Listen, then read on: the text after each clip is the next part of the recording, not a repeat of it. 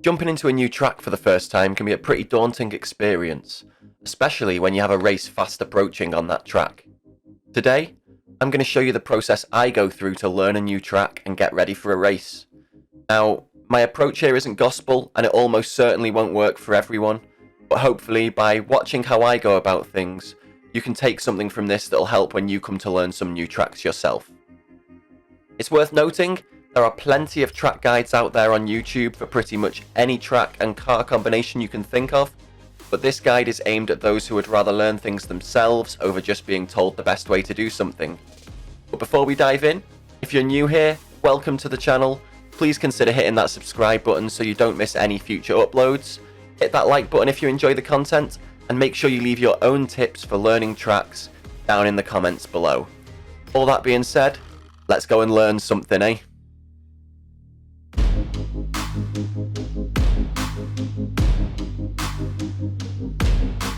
It's always good to have some idea of what's coming up before you ever put rubber to road on a new track. So when joining a new session in iRacing, be it test drive or public practice, you can view the track info and track map. Having an idea of what order the corners come, how tight they are, what sectors look like the more difficult ones on the track, and identifying areas where you should be able to let loose or are prime for overtaking will give you a leg up when you actually start racing on this track. So here you can see Zolder, the track that I've most recently learned, and by looking at this I could see quite easily before actually ever joining the track that the first few corners 1 to 4, like sector 1 if you want to call it that, quite fast. A few sort of sweeping corners that turn 2 especially is maybe a little bit tight. That then leads into what looks like quite a difficult technical section of the track between turn 5 and turn 8, with a couple of chicanes and maybe a false hairpin, and then a nice, straight, simple part from turn 8 all the way through to the end of the lap. Now, from this I can see prime overtaking places are probably anywhere in that first sector, or anywhere in that last sector, and then the middle sector there is where I'm going to have to concentrate and be on my game not to lose out. So that's just a little bit of the information I could glean from just looking at the track map before ever going onto track, and that is going to set me in good stead when I actually start trying to learn the track.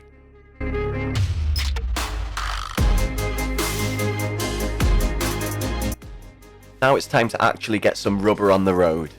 Imagine it's a Sunday afternoon, the sun is shining, no better time to go for a drive.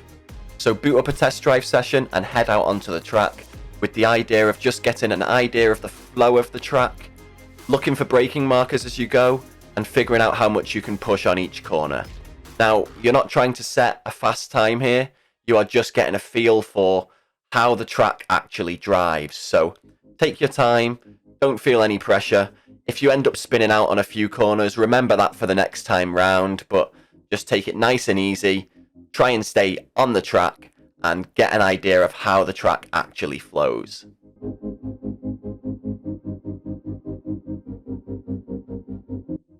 With everything we've established so far, now it's time to start pushing and trying to set the best lap time that you can.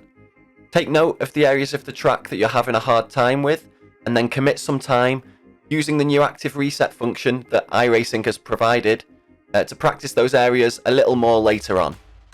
Once you feel like you've reached a limit with the pace you can set, go and look at some of the previous results of races that you're planning to enter on this track, with a focus on the splits that are at your level. Take note of the fastest lap of the race, gives you an idea of what your target should be, but I'll say if your fastest is around or better than the average lap that you're seeing some of the faster cars in those splits, in those sessions set, you're almost certainly going to be competitive at this level. So now, if your level is below top split level, do make sure you pop in and have a look at the times that the people in top split are setting as well, and that'll give you an ideal goal to set yourself long term. They're the times that you're going to want to be hitting in order to be competitive further down the line, let's say. But if you're not at top split level and you're reaching the speeds that the people at your level are already reaching, especially the average speed, Don't let that put you off entering a race, because if you're matching their average, you're almost certainly, as I said before, going to be competitive.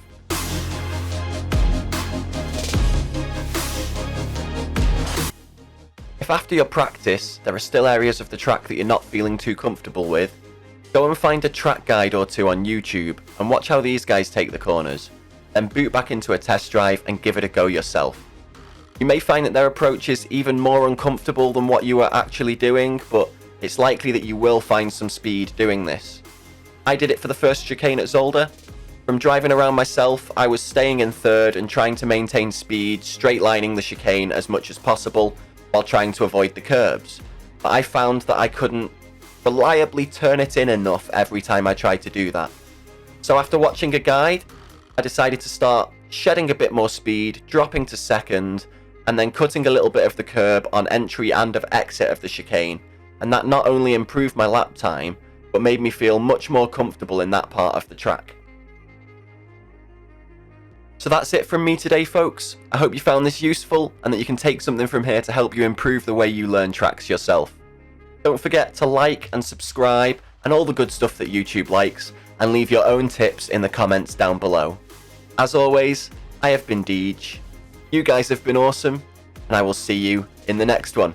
Peace.